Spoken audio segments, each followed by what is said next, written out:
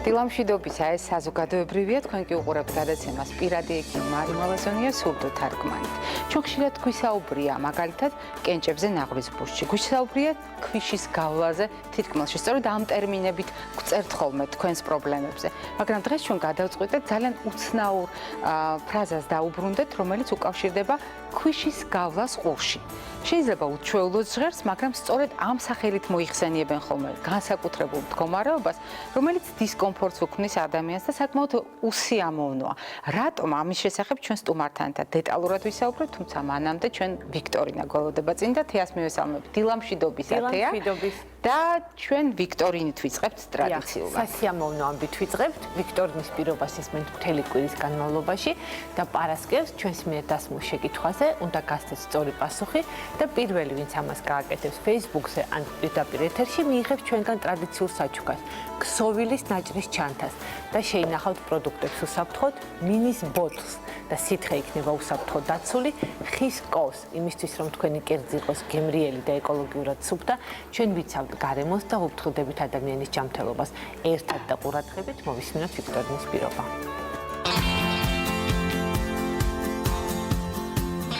ძილის დარღვევა ბავშვებში. ბავშვის ძილის დარღვევის მიზეზი შეიძლება გახდეს მოუხერხებელი საწოლი ან ზედმეტად ფუმფულა ლოგინი. განათება, ხმაური, მძაფრი სუნი, სიცხე ან სიცივე, ტკივილი, მაღალი ტემპერატურა, ღამის ენურეზი, დაქვეითებული გუნება განწყობა ან სიხარული, არასწორი რეჟიმი, გვიანი ვახშამი, ბევრი ტკბილეული, ბევრი სითხე ძილის წინ და სხვა. ძვირფასო მშობლებო, თქვენი შვილის ძილის დარღვევის თავიდან ასაცილებლად ბავშვი დააძინეთ ერთსა და იმავე დროს. ძილის რეჟიმი დაიცავით არ დადეგების პერიოდშიც. არ დაუგეგმოთ ფიზიკური აქტივობა და თამაშები ძილის წინ. დაიცავით ასაკისთვის შეუსაბამო ნეგატიური ინფორმაციისაგან. მოარიდეთ მონიტორებს დაძინებამდე 2 საათით ადრე. საუკეთესო არჩევანია თბილი შხაბი, იავნანა და მშვიდი მუსიკა. თქვენი მოფერება ალერსი.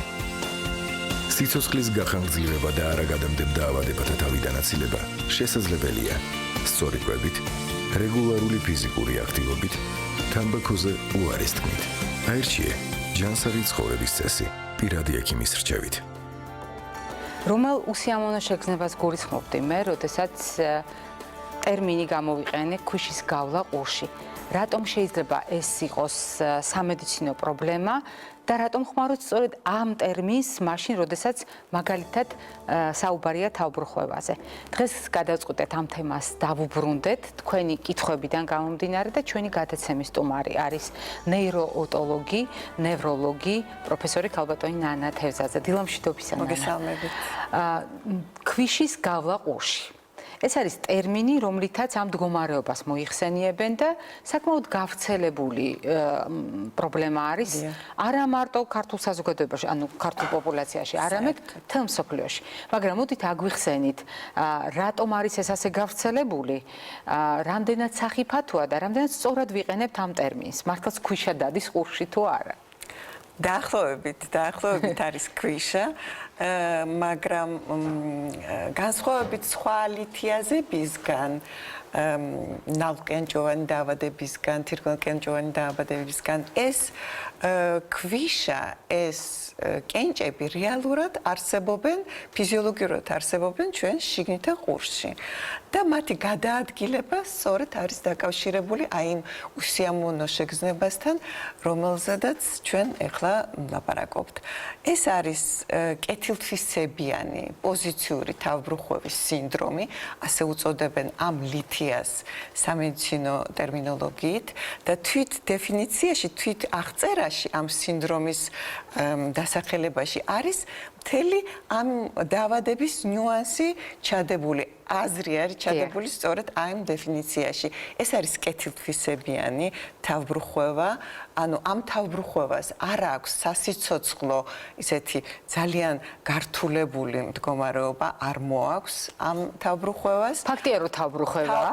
ფაქტია რომ თავბრუხვევაა და ძალიან ძლიერი განცდა და საერთოდ პერიფერიული თავბრუხვევა ბევრად უფრო ძლიერია ვიდრე ვთქვათ სხვა ტიპის თავბრუხვევები. არის პოზიციური თავბრუხვევა, ანუ ეს არის პოზიციასთან დაკავშირებული ჩვენი სხეულის მდებარეობასთან. დიახ, თავის და სხეულის განსაკუთრებულ პოზიციასთან დაკავშირებული თავბრუხვევა და paroksizmuli არის დაავადება, ანუ ვითარდება paroksizmებით, შეტევათა ესეთი მდგომარეობით, რომელიც არის სწორედ დაკავშირებული პოზიცია ცვალებადობასთან. ეხლა ძალიან ხშირი პრობლემაა, ყველანაირი თავბრუხვევის 30%, 25-30-35% შეადგენს სწორედ ამ ტიპის ეს ტიპი თავბრუხვევა. და ასაკზე და სქესზე არის მიბმული ეს ასაკთან დაკავშირებული პრობლემა, რომელიც დაკავშირებულია დეგენერაციულ ცვლილებებთან, რომელიც არის წარმოქმნილი მემბრანაში. ეს ხდება ყველაფერი შიგნითა ყურის კარიბჭეში, აი დაახლოებით აი აი ამ მიდამოში ეს არის ჩვენი შიგნითა ყურის პერიფერიული რეცეპტორული ანალიზატორის ერთ-ერთი ვესტიბულური ანალიზატორის ერთ-ერთი ნაწილი, აი აქ მდებარეობს ლაბირინთის კარიბჭე, ამ კარიბჭეში ძალიან ლამაზად არის ჩაწყობილი მემბრანაში, ჟელესებრივ მემბრანაში ბროლებივით, აი ეს სწორედ კენჭები, რომელსაც ესე ძალიან ლამაზად აღწერთ და საკმაოდ უსიამოვნო შედეგებს ბროლები ასაკთან დაკავშირებულ ცვლილებებთან ერთად ჰიპოკალციემიასთან განსაკუთრებით დონის კლებასთან ერთად ხდება გამოფიტულობა და ამ ნაწილაკების ფრაგმენტირება და გადასვლა ამ მიდამოდან აი ამ რკალოვან არხებში, რომელიც არის ამოვსებული სითხეებში და სწორედ აი ამ სითხეებში გადაადგილებით, ამ კენჭების გადაადგილებით ხდება ამ თავბრუხვევის აღქმება. ანუ კენჭები, რომელიც ასაკთან ერთად გაჩნდა, თავისუფლად დაცურავს ამ სითხეში.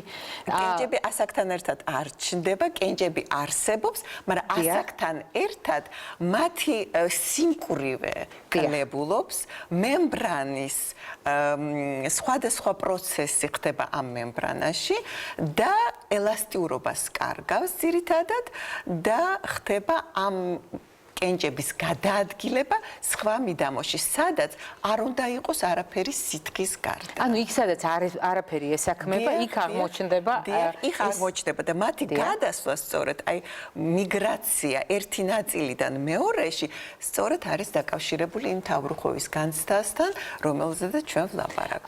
თქვენ რამდენჯერმე ახსენეთ ყურის კონკრეტული სეგმენტი, სადაც ეს ყველაფერი ხდება. შეიძლება გვაჩვენოთ, ნანა, რა ნაწილზეა ლაპარაკი, სად არის ყურის ეს არის აი ამ იმიტომ რომ ეს არის ლოკოკინა, ეს არის სმენის ორგანო, ეს არის ლაბირინთის კარიბჭე და ეს არის სამი რკალოვანი არხი. და ეს განთავსებულია ყური, გარეთა ყური, შუა ყური, შიგნითა ყური. რა თქმა უნდა, ეს არის შიგნითა ყურში, აი აქ არის ლაბირინთი, უგუნთ ვერ ვაღებ ამ აი ამ წარმონაქმნის შიგნით, ამ წარმონაქმნის შიგნით ხდება ძალიან დახურულ სივრცეში მდებარეობს აი ეს სტრუქტურა, რომელიც არის ამოვსებული სითხეებით და ძალიან ბევრი აქ არის ნერვული უჯრედები, სწორედ აქ ხდება აღმოცენება ვესტიბულური იმპულსაციის, რომელიც მერე მიედინება თავის ტვინში და იქ ხდება უკვე ამ ინფორმაციის გაანალიზება და მერე უკვე ჩვენი ვერტიკალური პოზის შენარჩუნება, სივრცობრივი ორიენტაცია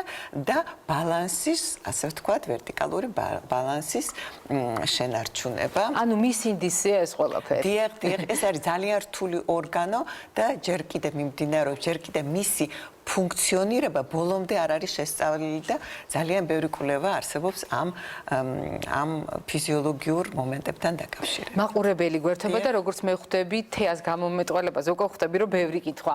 დილა მშვიდობისა, გისმენთ? ალო? გისმენთ? გამარჯობათ, განაცვლი. ეხლა რატო ისა დრო რო არ წაგართვათ ბევრი არა?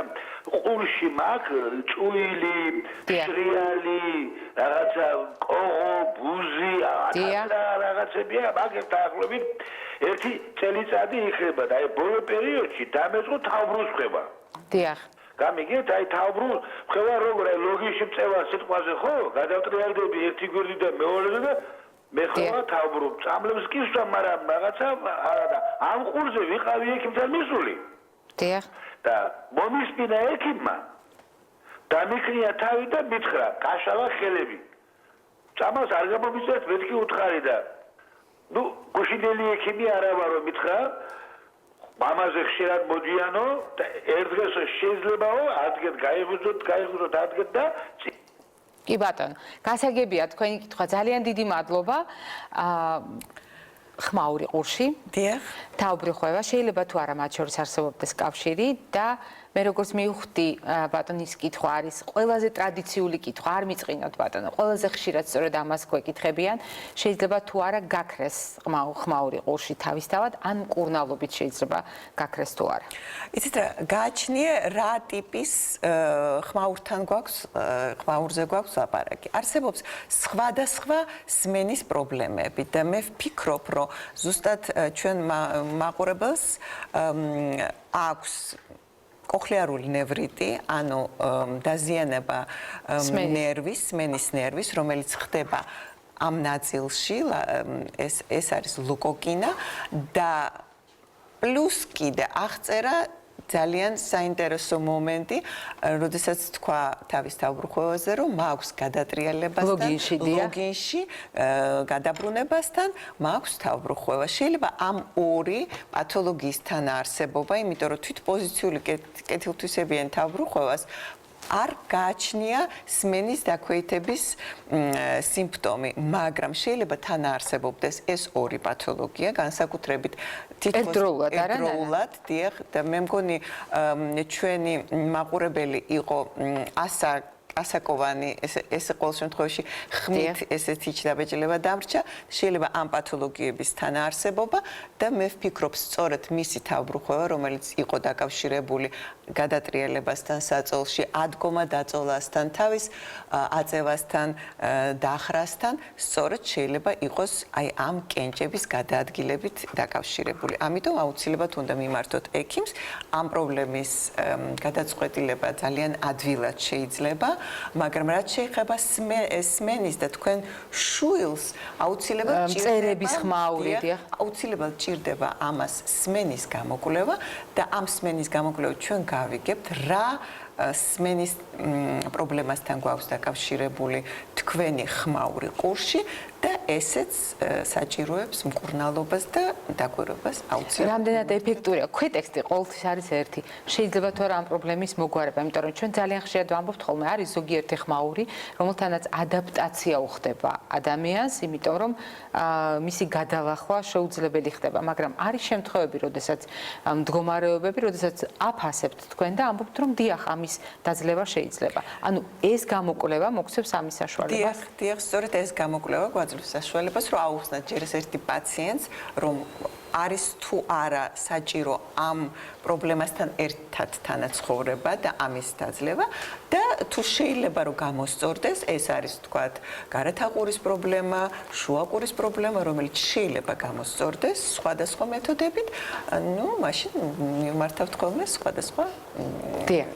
სასიამოვნოა ყოველთვის ასეთი ოპტიმისტური დამოკიდებულება და იმ რესურსების გააზრება, რაც აქვს თანამედროვე მედიცინას. თეა, რას გვეკითხება მაყურებელი? ძალიან ბევრი შეკითხვა გრიპის ვირუსის შემდეგ დარჩენილი, ანუ დიდი ხნის განმავლობაში ვიყავი ცხვირში გაჭედილი და შემდეგ დამეწყო გულისრევა ძალიან ძლიერი, თავბრუსხვევა რომ დავდივარ, შთაბეჭდილება რომ იატაკი ჩემ ქვეშ მოძრაობს და რა შემიძლია რომ გავაკეთო. სეზონურად ძალიან აქტუალურია ეს საკითხი. დიახ. აქტუალურია ეს საკითხი, სწორედ ვესტიბულური სისტემა ძალიან გრძნობიარეა ყველანაირი ინფექციის მიმართ. განსაკუთრებით კი არის ეს ვირუსული ინფექციები.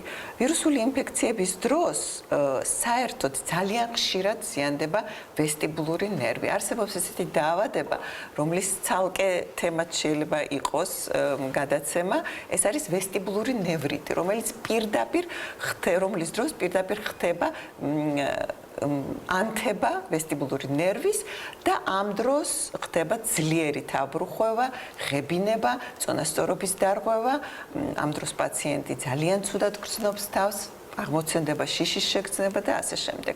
ეს სწორედ არის ვირუსული ვესტიბულური დარღვევა, რომელიც ძალიან ხშირად არის გერპესული წარმოშობების და ძალიან ხშირად ჩვეულებრივი ბანალური გრიპის ვირუსული ინფექციების შემდეგ აქტივირდება ზუსტად. რა თქმა უნდა, იმუნიტეტი დაზარალებულია. დაზარალებული იმუნიტეტის დროს აქტივირდება ეს გერპეს ვირუსი და სწორედ ხდება როგორც გართულება ესეთი ტიპის თავბრუხვევები. ამიტომ ამ შემთხვევაში მე მაყურებელს ურჩევ, რომ მიმართოს ექიმს და აი ამ თვალსაზრისით გამოიკულიოს თავისი თავბრუხვევა, რომელიც შეიძლება ძალიან ხანგრძლივად იყოს ძალიან შემაწუხებელი. მით უფრო რომ შეიძლება დაისვას კითხვა, ეს თავისთავად მოგვარდება თუ არა და თავისთავად გაივლის თუ არა. ამიტომ თუ ეს არის იგივე ჰერპეს ვირუსის დამსახურებით განვითარებული, მას აუცილებლად ჭირდება მეთვალყურეობა და მკურნალობა. აუცილებლად, იმიტომ რომ ეს არის ნეიროინფექცია, რომელსაც შესაძლებელია მოყვეს ძალიან ისეთი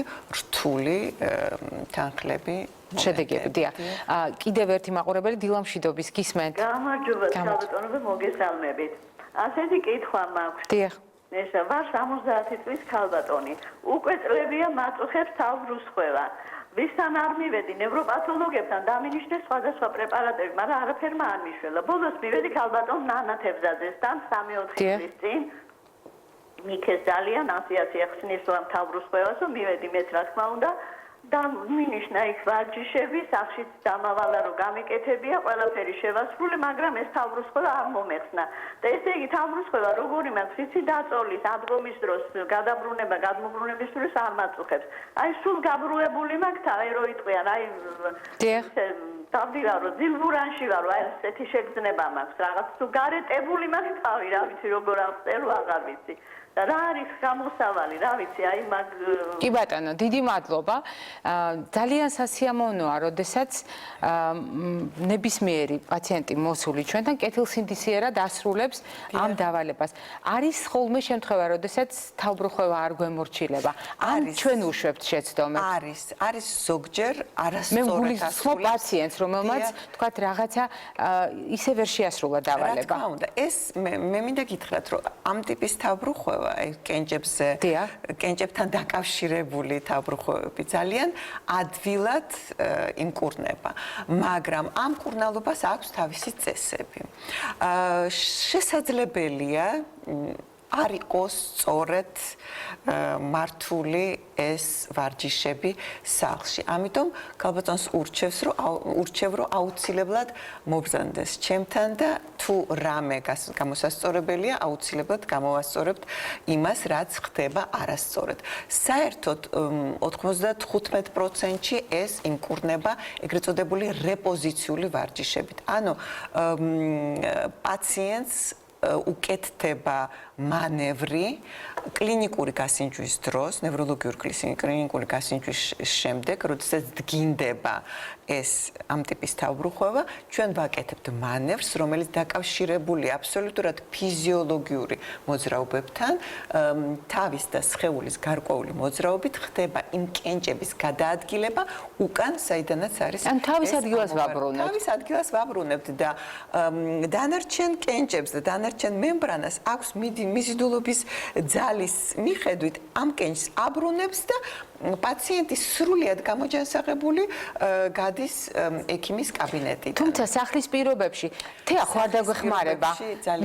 ამ შემთხვევაში თეა თვითონ ცდილობს ხოლმე პაციენტებს მაქსიმალურად ადაპტაციაში დაეხმაროს, მაგრამ ნანა, რა მოძრაობებს გულისხმობთ? აი მაგალითად, სახლის პირობებში რა უნდა გააკეთოს, იგივე რა წესები არსებობს? დიახ, წესები არსებობს. ჯერ ერთ-ერთი ინტერნეტში არის აბსოლუტურად ყველგან ეს ვარჯიშები მოწოდებული და მე საიტი მაქვს სპეციალურად გახსნილი პაციენტებისთვის, რომელსაც აი ესეთი შეუპოვარი ფორმის თავბრუხვევები აქვს, იქ არის ყველაფერი დადებული და ძალიან გთხოვთ, აი იმის მიხედვით შეასრულოთ თუ რამე შესასრულებელი. ვისაც ჯერ არ უნახავს ეს ვარჯიშები? ხო, ვისაც ჯერ არ უნახავს ეს ვარჯიშები, თეას ვთხოვ, რომ დაწვეს სავარჯიშო სივრცეში, დაწვეს, დადოს თავი და მოატრიალოს სწრაფად ხან მარჯვნივ, ხან მარცხნივ და თვითონ დატრიალდეს სხეულით, დიახ.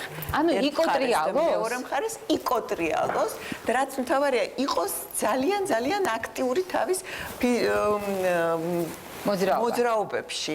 ეს მისცემს იმ ნაწილაკს შესაძლებლობას, რომ უკან დაბრუნდეს, საიდანაც არის ამოვარდნილი. სულ ეს არის, ნანა? ნუ დაახლოებით ეხლა მე არ მინდა ეხლა დაკონკრეტება, იმიტომ რომ აქ ძალიან ძნელი იქნება, ეს ყველაფერი ხდება საცდელ მაგიდაზე, ეს ყველაფერი არის საკმაოდ ისეთი გათვლილი მოძრაობები და კლინიკურად დამტკიცებულია, თუ არის ეს მოძრაობა სწორად შესრულებული, მაშინ უკან ვითარების ამ პროცესის არის 100%-იანი შედეგი. ჩვენ უნდა დავწვეთ აუცილებლად თუ შეგვიძლია ასეთი მკვეთრი მოძრაობები, ახლა მაგალითად მეც ვაკეთებ სინქრონულად თეასთან ერთად.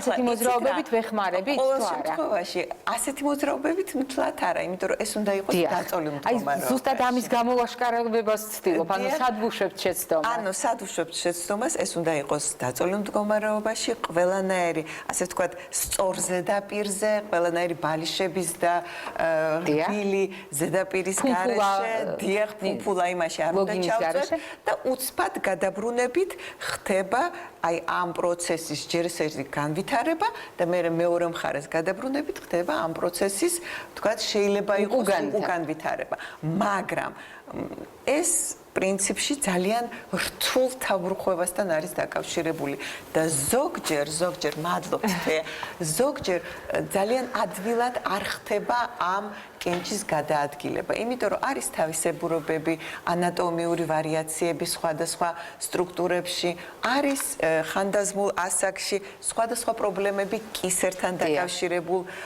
მოძრაობებთან. ამიტომ ისე ადვილია, როგორც ჩვენ ვლაპარაკობთ, რომ გადატრიალდით, გადმოტრიალდით და ეს კენჭი ჩავარდება, საიდანაც არის ამოვარდნილი. არის ძალიან რთული ვეგეტატიური გამოვლინებები ამ დროს, რომელსაც მოაქვს შიშის შეგრძნება, ეს არის გაფერმკრთალება, ეს არის ტაქიკარდია, ეს არის გული ფრიალებს, უსიამოვნო შეგრძნება, გაოფლიანება, არის წნევის ცვალებადობა და ზოგჯერ სწორედ ამას აბრალებენ ამ მდგომარეობას. ამიტომ ძალიან ხშირად ვერ ასრულებენ პაციენტები იმას ძალიან ადვილად, იმიტომ რომ თანხლებულია სხვადასხვა მომენტებით. აგრეთვე მინდა გითხრათ, რომ ეს ტიპი თავბრუხვევა არის ძალიან დიდი ტრავმატიზმით თანხლებული, ვინაიდან თავბრუხვევა არის ძალიან ძლიერი და პრაქტიკულად აგდებს პაციენტს ძირს. სივრცე იცვლება, რადგანაც ეს არის სივრცობრივი ორიენტაციის რეცეპტორული ანალიზატორის ერთ-ერთი ნაწილი, შემადგენელი აბსოლუტურად ირღვევა სივრცე და თითქოს იქცევაო, აი ისეც აღწერენ ამ თავბრუხვევას, თითქოს იქცევა სამყარო, თითქოს ვარდები სადღაც უბსკრულში და ამ დროს რასაკვირველია, წონასწორობის შენარჩუნება ძალიან ძნელია რიგ შემთხვევაში. ამიტომ ეს უნდა და ვარდნის ალბათობა იზრდება. ჩვენ დავუბრუნდებით ამ საკითხს დეტალურად, წინ გველოდება ერთი პირადი ისტორია, რომელიც გზავრობის სირთულეებს უკავშირდება და რატომ არის ეს პირდაპირ კავშირში დღევანდელი ჩვენი საუბრის თემასთან, მოგვიანებით გავარჩევთ.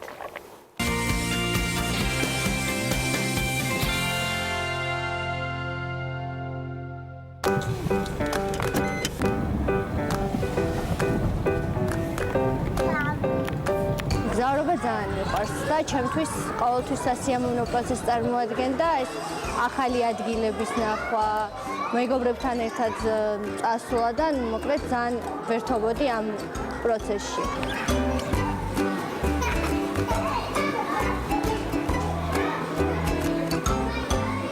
რაც გავთხოვდი და გავაჩინე შვილები, ცოტა პრობლემასთან დაკავშირდა ეს ყველაფერი, იმიტომ რომ ჩვენთვის გადაადგილება უსიამოვნო პროცესად იქცა, იმიტომ რომ ყავს ორი შვილი, გიორგი და ანასტასია და ანასტასია როცა დაიბადა, დაბადებიდანვე იყო მიდრეკილი ამ პრობლემისკენ. ანუ ღებინება, ამოქაფებას, რასაც ეძახიან, ეს პრობლემა ჰქონდა.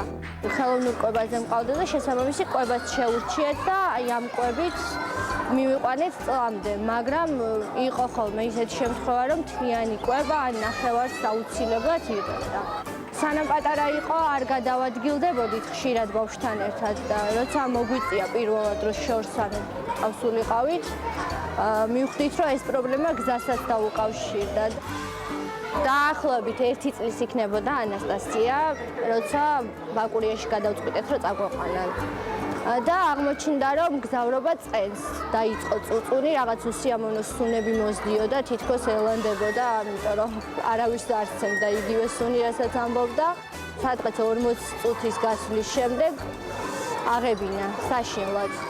იქედან რო წამოვედით, უკვე მზად ვიყავით, მაგრამ იგივე განმეორდა.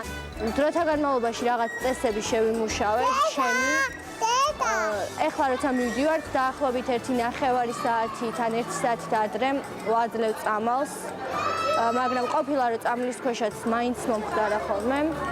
შევიმუშავეთ, რომ უმჯობესია საღამოს საათებში მგზავრობა დაახლოებით, როცა ძილი უწევს მალე. დაახლოებით 1 საათით ადრე თუ 9-ზე იძინებს, 8 საათზე თუ გავდივართ, 3-4 საათი მგზავრობთ 7-ად. თუ გაეღვიძა, მაშინ აუცილებლად მოხდება ის, რაც არ გვინდა, რომ ძალიან მოხდეს. თბილისში ძირითადად არ მქონია მსგავსი შემთხვევა. ეს ძირითადად უკავშირდება ქალაქიდან გასვლას და ხშირად მიწევს ქალაქიდან გასვლა. შესაბამისად, ეს პრობლემაც ხშირად დგება ხოლმე. ეხლა ვფიქრობ, რომ ასაკის მატებასთან ერთად ცოტა უფრო მეტად უმკლავდება და თვითონაც მზად არის, რომ რა შეიძლება მოხდეს. ოჯახი მობილიზებული ვართ, ყველა ატრიბუტი წაღებული გვაქვს, რაც ამ დროს შეიძლება გამოგვადგეს და მარტივად უმკლავდებით დღეს. ძალიან უსიამოვნო პროცესია და ბავშვი წუხდება და ამასთან ერთად მშობელიც. აი მაგალითად მარტო მე არ შემიძლია რომ ჩემ შვილებთან ერთად შორს მანძილზე წავიდე, ამიტომ ვიღაც აუცილებლად უნდა მოდიოდეს ჩვენთან ერთად და ამიტომ როცა სხვაზე ვარ დამოკიდებული, ეს კიდე ცალკე პრობლემას წარმოადგენს.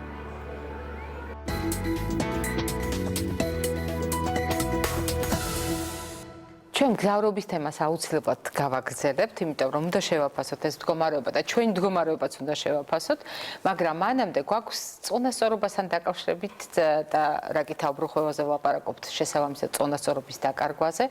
თეას რეკომენდაციები, რომელიც ერთგვარი გაგრძელება იქნება, ხო, შენი აქტივობა? დიახ, ძალიან საინტერესო კვლევა არსებობს ბრიტანელების, რომლებიც ამტკიცებენ, რომ ადამიანს, რომელსაც კარგად აქვს წონასწორობა გავარჯიშებული, 10 წლით უფრო ხანგრძლივად ცხოვრობს დანარჩენ პოპულაციასთან შედარებით. წონასწორობაზე ვარჯიშები შეიძლება იყოს ძალიან მარტივი, მაგალითად მივდივართ წინ, ჩერდებით და მკვეთრად მივდივართ უკან. და ვცდილობთ გავიაროთ იგივე მარშრუტი. შეგვიძლია გავიაროთ იგივე მარშრუტი, შეგვიძლია ეს გავაკეთოთ დახუჭული თვალებით, რაც უფრო გაართულებს ამ ვარჯიშს. ასევე ძალიან კარგი საშუალებაა ტრანსპორტში ხელი არ მოკიდოთ არაფერს და ისე ეცადეთ ბალანსის შენარჩუნება, ავტობუსში ან მეტროში მაგალითად. ამ თქვათ სახლის პირობებში შეგვიძლია მარტივი ესეთი ვარჯიშები გავაკეთოთ, ნებისმიერ ნივთი, რომელიც გაქვთ მრგვალი ხელში, სახში ანუ დავდექით, ცალი ფეხი ავწიეთ, დავაფიქსირეთ ჩვენი პოზიცია და ვუყურებთ მხოლოდ ბურს და სხვას არაფერს. ვეცადოთ რა ვაგდოთ, ხელი გადავაუტრიალოთ და დავიჭიროთ. ეს მარტივი ვარჯიში შეიძლება გაკეთდეს. ასევე შეგვიძლია გამოვიყენოთ ბალიშები იმისთვის, რომ გავართულოთ ჩვენი დგომა. ხო, შეგვიძლია რომ ხელები რაღაცა პოზიციაში შევინარჩუნოთ, ოღონდ აი მკვეთრი მოძრაობები საჭირო არ არის. გავჩერდეთ და აი ამ დროს შეგვიძლია რომ თავი ვატრიალოთ, რაც გაართულებს ჩვენს ვარჯიშს. ასევე შეგვიძლია მუხზე დავეყრდნოთ და გავაკეთოთ იგივე. ხო, და თავი მკვეთრად ვაბრუნოთ, რაც გაართულებს ამ ყველაფერს. და თან წაადგება ნანას რეკომენდაციებს. თუ ვთქვათ სპეციალურ დარბაზში მოგიწიათ, აუცილებლად გამოიყენეთ ესეთი წონასწორობის თეფში, რომელიც გაავარჯიშებს თქვენს წონასწორობაზე პასუხისმგებელ კუნთებს. შეგვიძლია გავართულოთ, შეგვიძლია თვალი დავხუჭოთ, შეგვიძლია სხვადასხვა წონის ტვირთი დავიკავოთ ხელში. ეს ყველაფერი გამოგადგებათ იმისთვის, რომ ვარდნა ავიცილოთ თავიდან, მით უფრო რომ ზამთარია და ყველაფერი მოყინულია და როგორც ბრიტანელები ამტკიცებენ, გაახანგრძლივებს თქვენ ცხოვრებას. მე უნდა გაგამხილო, რომ ეხლა პირდაპირ ეთერში ეს არ გააკეთე, მაგრამ აკრობატული ილეთები, რომელიც ეთერს მიღმა აქ ჩვენთვის სრულიად თვალსაჩინო იყო, გულისხმობდა იმას, რომ თეფშიც იდგა, ცალფეხზეც იდგა და პლუს ბურთებითაც დამატებით ბურთებითაც ერთობოდა და ხალისობდა. ანუ ერთდროულად დიახ. მაგრამ ჩვენ უნდა გავაგრძელოთ საუბარი თეას ვარჯიში. თქვენი რეკომენდაცია და ის სიუჟეტი, რომელიც ვნახეთ, დღევანდელი თემა ერთმანეთთან რა კავშირშია? სად მგზავრობის პრობლემა და გულისრევა ღებინება ან თავბრუხება მგზავრობის დროს და სად ის პრობლემა, რომელიც ქვიშის გავლით მოვნათლეთ? იცით რა, საერთოდ თავბრუხების მიზეზი ძალიან ბევრი არსებობს. არსებობს აზე მეტი პრობლემა, რომელიც სწორედ თავბრუხებასთან არის დაკავშირებული, მაგრამ არსებობს ფიზიოლოგიური თავბრუხება, რომელიც აბსოლუტურად ნორმალური რეაქციაა ჩვენი ორგანიზმის იმ გარემოზე, რაც ხდება. სწორედ მგზავრობის დაავადება არის ის ფიზიოლოგიური ნორმალური რეაქცია, რომელიც არის დაკავშირებული იმ გაურკვევლობით, ვესტიბულური და სხვა სისტემათა შორის, რომელიც ამ დროს ხდება ის არა ყოველდღიური აღქმა ინფორმაციის გარესამყაროდან და ის პასუხი, რომელიც დეზინფორმაციას აძლევს თავის ტვინს და თავის ტვინი ვერ იგებს. ძალიან ხშირად სწორედ ეს ბავშვებში არის, იმიტომ რომ არ არის სრულყოფილი ვესტიბულური სისტემა და ის მგზავრობა, ის გარეთა სტიმულაცია, რომელიც ხდება ბავშვებში, ის არ არის სრულყოფილი, ის არის საკმაოდ ახალი იმ ვესტიბულური სისტემისთვის და როგორც უჩვეულო ინფორმაციას ისე იღებს. როგორც უჩვეულო ინფორმაციას, ზუსტად ესე იღებს ჩვენი თავის ტვინი, ჩვენი პატარების თავის ტვინი და ნელ-ნელა სწორედ ვარჯიშებით შეიძლება ამ პრობლემის დაძლევა. არსებობს სხვადასხვა სარეაბილიტაციო ვარჯიშები, ანუ ცალკე ვარჯიშები იმ კენჭების. სხვადასხვა ჩვენს ეკრანზე გადის საქანელების სპეციალური უწონობის იმიტაციის, ეგრეთ წოდებული ბალანსის სავარჯიშოები. რამდენად ეფექტურია? ძალიან ეფექტურია. საერთოდ ეფექტურია ყველა ვარჯიში, რომელიც არის დაკავშირებული მოძრავი მიმდევნებითი ობიექტზე. ანუ ჩვენ უნდა აბსოლუტურად ელემენტარულად ავიღოთ თითი და გავაყოლოთ, გამოვაყოლოთ თვალები. ესეც კი ძალიან ანუ თქვენ რა გინდათ ახლა თქვათ ნანა რომ მე როდესაც თითს გავაყოლებ თვალს მე ამ წუთას ვესტიბულური აპარატისთვის ვატარებ ვარჯიშს ეს არის არა მარტო მხედველობითი სისტემა ჩართული ამ პროცესში არამედ ვესტიბულური სისტემაც ჩართულია თქვენ აი ამ პროცესში და ამიტომ სტიმულაცია ხდება ზუსტად იმ რეფლექსებისა რომელიც შესაძლებელია იყოს დადრგუნული თქვენი თქვათ ისეთი არასრულყოფილი ვესტიბულური სისტემის დროს. ანუ მოძრავ მანქანას თუ ფანჯრიდან გავაყოლებთ თვალს, მაგალითად თვალყურს ვადევნებთ მოძრავ მანქანებს, ეს არის ვარჯიში ჩვენი თავის ტვინისთვის. ეს არის ძალიან კარგი ვარჯიში ჩვენი ვესტიბულური სისტემისთვის. ნანა, რამდენიმე კონკრეტული კითხვა უნდა დაგისვათ, ძალიან მოკლედ რომ მიპასუხოთ. ჩვენ დაუბრუნდეთ განმარტებას. თქვენ ხაზი გაუსვით იმას, რომ თავად განმარტება ყველა იმ კომპონენტს შეიცავს და გულისხმობს, რაც ახასიათებს თავად ამ პრობლემას. თქვენ ბრძანეთ რომ პაროქსიზმი ნიშნავს იმას რომ ეს არის შეტევითი ხასიათი ანუ რაღაცა სიტუაციაში გვემართება ანუ რა შეიძლება იყოს მაპროვოცირებელი ტრავმა პირველ რიგში. დიახ. ვირუსული ანთება, ანუ ვესტიბულური ნევრიტის შედეგად განვითარებული. რაზედაც თქვენ უკვე ვისაუბრეთ. რაზედაც ჩვენ უკვე ვისაუბრეთ და 17%-ში ხდება ზუსტად. მენიერის დაავადების შედეგად ნებისმიერი ყურის მენიერის დაავადება, ეს არის შეტევითი ხასიათის ქრონიკული დაავადება, რომელიც არის წყალმანქთან, შიგნითა ყურის წყალმანქთან დაკავშირებული. გიდროპსი ხდება და ამ გიდროპს შეიძლება სწორედ გადაადგილოს ის პატარა ნაწილაკები, რომელზედაც ჩვენ ქონდა ლაპარაკი. შემდეგ შეიძლება იყოს ელემენტარულად რაღაცა აუტოიმუნური პროცესი. შიგნითა ყურში არის თვით აუტოიმუნური კომპლექსი მკვლევარების მიხედვით, რომელიც შეიძლება თვითონ გადაადგილოს აი ეს ნაწილაკები და გამოიწვიოს ქრონიზაცია ამ პროცესის.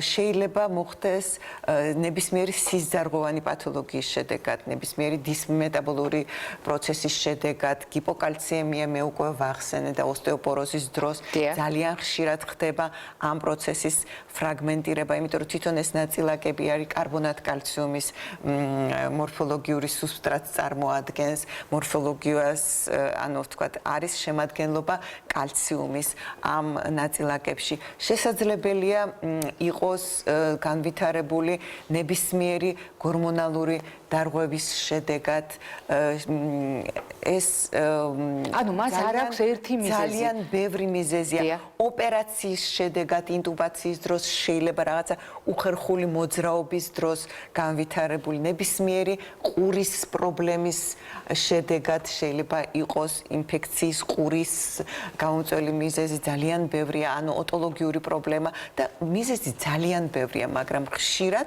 ეს ხდება 50 წლის შემდეგ, როდესაც დეგენერაციული ცვლილებები არის პირველ რიგში, ასაკთან დაკავშირებული ცვლილებები, ამიტომ ჩვენ უნდა ვიცოდეთ ამ პრობლემის შესახებ და უნდა ვიცოდეთ ისიც კი, რომ ეს პრობლემა ძალიან ადვილად იმკურნება და ამიტომ ქვია კეთილთვისებიანი არ უნდა შეგვეშინდეს. სწორედ. იმიტომ რომ თვითონ შეგრძნება არის ძალიან საშიში, მაგრამ პროცესი არ წარმოადგენს სირთულეს, ეს არის შიგნით აყური და არა ინსულტი, ინფარქტი, რომელიც ძალიან ხშირად მცდარად არის ინტერპრეტირებული ზუსტად ეს პათოლოგია და პაციენტს ემართებათ შიშის შეგრძნება და ფსიქოემოციური დატვირთვა ამ პროცესთან დაკავშირებული არის ძალიან ხშირი. ართულებს შიში აქვთ და მერე, როდესაც ჩვენ უკვე მოვახდენთ კუპირებას ამ პროცესის, მერე გვიხდება მკურნალობა იმ ხასიათობრივი ცვლილებების, რომელიც ემართება სწორედ აი ამ შიშით, ამ დაძაბულობასთან დაკავშირებით, ამ შფოთვასთან და მოუსვენრობასთან დაკავშირებით პრობლემასთან. რა კითხვა გვაქვს? 51 წლის ვარ და მკვეთრი ხმების შემდეგ ყურში მრჩება ვიბრაცია. იძულებული ვარ თავი დამხარო, რომ ვიბრაცია გაჩერდეს. რა შეიძლება მითხრათ, რის ბრალია?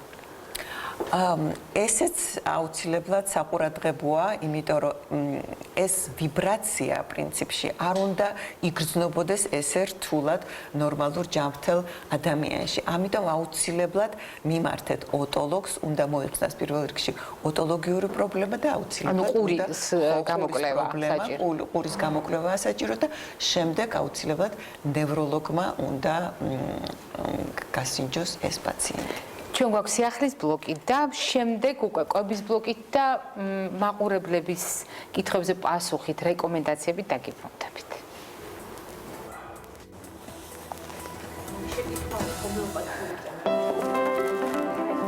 როგორ გამოვიძინოთ კარგად? რეკომენდაციები ძილის მედიცინის ექსპერტებისგან. თავის ტვინის ჯანმრთელობის საერთაშორისო ორგანიზაციის მონაცემებით, იმ ადამიანებმა, ვისაც უჭირთ დაძინება, აღენიშნებათ ძილის დარღვევა და აქვთ დემენციასთან დაკავშირებული პრობლემები, სასურველია გაითვალისწინონ შემდეგი რჩევები.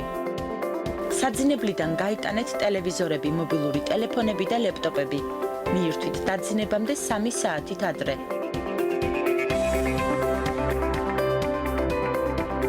ეცადეთ ძილის წინ არ იფიქროთ პრობლემებზე. თეთრი ან ლურჯი განათება შეცვალეთ ფორთოხლისფერი განათებით.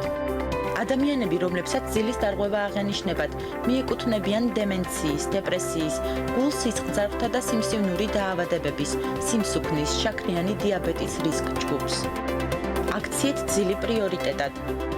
კომუნიკაციის უახლესი ტექნოლოგიების მუდმივი გამოყენება ხშირად ხდება ძილის დარღვევის მიზეზი. თავის ტვინის ჯანმრთელობის საერთაშორისო ორგანიზაციის რეკომენდაციაა აუცილებლად მოიწესრიგოთ ძილთან დაკავშირებული პრობლემები იმისთვის, რომ აიმაღლოთ განწყობა, თავის ტვინის მისცეთ სრულყოფილად მუშაობის საშუალება და შეინარჩუნოთ ჯანმრთელობა.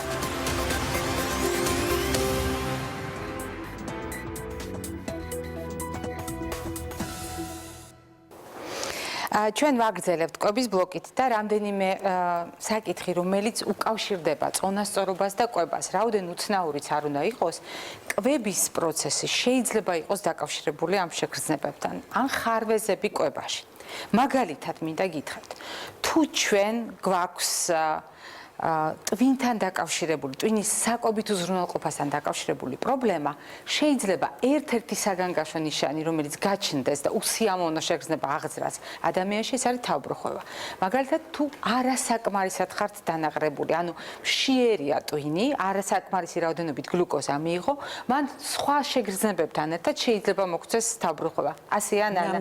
ძალიან ხშირად. ამიტომ, როდესაც ჩვენ ლაპარაკობთ გლუკოზაზე, მე არ მაქვს მხედველობაში რასაკვირველია შაქარი. ლაპარაკია ყველა იმ პროდუქტზე, რომელიც დაშლის შედეგად გვაძლევს გლუკოზას. ეს შეიძლება იყოს ხილი, ეს შეიძლება იყოს ბოსტნეული და ასე შემდეგ, მაგრამ საბოლოო ჯამში, როდესაც ორგანიზმი მშიერია, მშიერ ორგანიზმს შეიძლება ჰქონდეს თავბრუხვევა. მაგრამ მე მინდა გითხრათ ერთ პარადოქსი, რომელიც უკავშირდება ზედმეტად დანაყრებულ ორგანიზმს. მაგალითად, იგივე გლუკოზასთან დაკავშირებით, უпростоრად საქაროზასთან დაკავშირებით. საქაროზით ძალიან დიდარი საკვები პროდუქტები ასევე შეიძლება გახდეს მოთენთილობის, სისუსტის, თავბრუხვევის მიზეზი. რატომ? იმიტომ რომ ძალიან დიდი რაოდენობით ადვილად შეთვისებადი ნახშირწყლების მირთმევის შემდეგ ჩვენი ორგანიზმი დაცვით რეაქციას ამჟღავნებს. ბევრი ინსულინს გამოყოფს იმისათვის, რომ გაუმკლავდეს ამ დიდ ულუფას. რაც უფრო მეტია ეს ულუფა, რაც უფრო დიდია ეს ულუფა, მით მეტი ინსულინი გამოიყოფა.